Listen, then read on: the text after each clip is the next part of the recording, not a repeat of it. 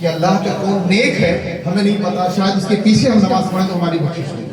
ہمارے دلشاد مدنی ہیں، ہمارے علی سید صاحب صابان فصیحی آئے ہیں جو روئی منڈی کے ان کے خاندان والے ہیں، تو ایسے ہمارے بادشاہ نوری صاحب ہیں، ہمارے جتنے اسلامی بھائی ہیں، آپ سب جو ہیں سب اچھے ہیں۔ ایک واقعہ سنیں، ایک بزرگ 600 سال سے موسیٰ علیہ السلام کا یہ بات ہے کہ 600 سال سے عبادت کرے تو وہ پہاڑ پہ اکیلے میں 600 سالوں سے اللہ تبارک و تعالیٰ نے انہیں غیب کی خبر دی، آواز دی، اور غیب سے آواز آئی کہ اے فلاں 6 سال سے عبادت کر رہے ہو، تمہارے پہاڑ کے نیچے فلاں شخص ایک موچھی بیٹھا ہے جو چپل سن رہا ہے، وہ تم سے بہتر ہے۔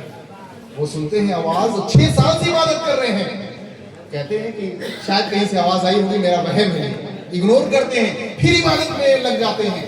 پھر وہ کیا ہوتا ہے کہ ان کو غیب سے آواز آتی ہے کہ اے بندے جو میری عبادت میں مشغول ہے، تیرے پہاڑ کے نیچے ایک موچی ہے جو چپل سلتا ہے، وہ تجھ سے بہتر ہے۔ پھر وہ سنتے ہیں، پھر اگنور کرتے ہیں، شاید میرا وہم ہوگا، میں 600 سالوں سے عبادت کر رہا ہوں، کوئی مجھ سے بہتر کیسے ہو سکتا ہے۔ پھر تیسری بار آواز ان کو سنائی دیتی ہے، اے فلاں تیرے پہاڑ کے نیچے ایک موچی ہے جو تجھ سے بہتر ہے، تجھ سے اچھا ہے۔ اب ان کو رہا نہیں جاتا، وہ نیچے جاتے ہیں اور دیکھتے ہیں کہ ایک موچی ہے جو چپل سل رہا ہے۔ اس سے ملتے ہیں، کہتے ہیں کہ تمہارا معاملات کیا ہے، کیا کرتے ہو دن بھر؟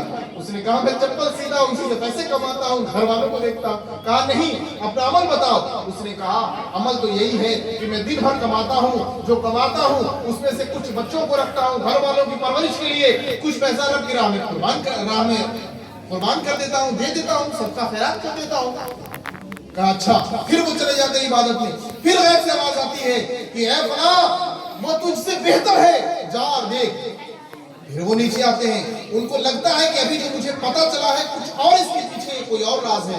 پھر وہ جاتے ہیں، اس کے گھر پہنچتے ہیں اور اس کی بیوی سے پوچھتے ہیں، پتا کرتے ہیں۔ ان کو پتا چلتا ہے بیوی کے ذریعے کہ یہ ایسے شخص ہیں کہ دن میں جتنا کماتے صرف 20 روپیہ اپنے لیے رکھتے اور 80 روپے رب کی راہ میں قربان کر دیتے، اور دن کی کمائی ہی 100 روپے ہوتی تھی۔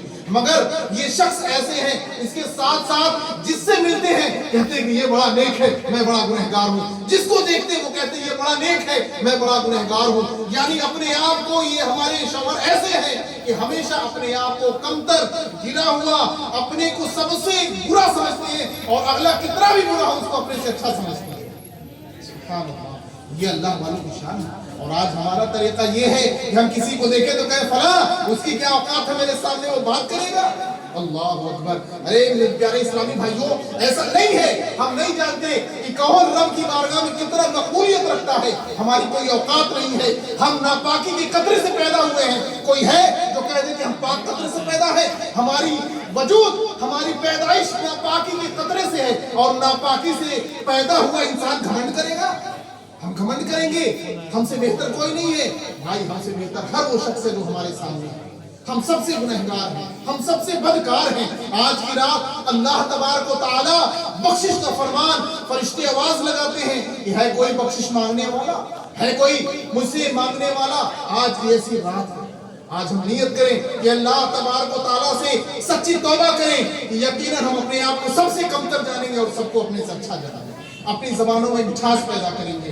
ایسے ہی اسی لیے ہم نے بدل بدل کے اپنے اسلامی بھائیوں سے نماز پڑھائی ہے کہ کون اللہ کی کتنی نزدیک ہے ہمیں نہیں پتا، ہو سکتا ہے اس کے ذریعے ہمارے بھی مغفرت ہو جائے، اس کے پیچھے نماز ہم پڑھیں تو ہماری بھی بخشش ہو جائے۔ اسی لیے بدل بدل کر کے اپنے اسلامی بھائیوں سے نماز پڑھا رہے ہیں۔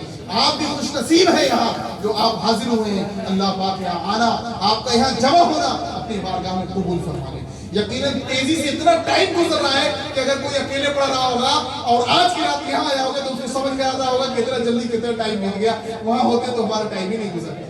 بہت سارے ایسے اسلامی ہیں، یہاں آیا کریں۔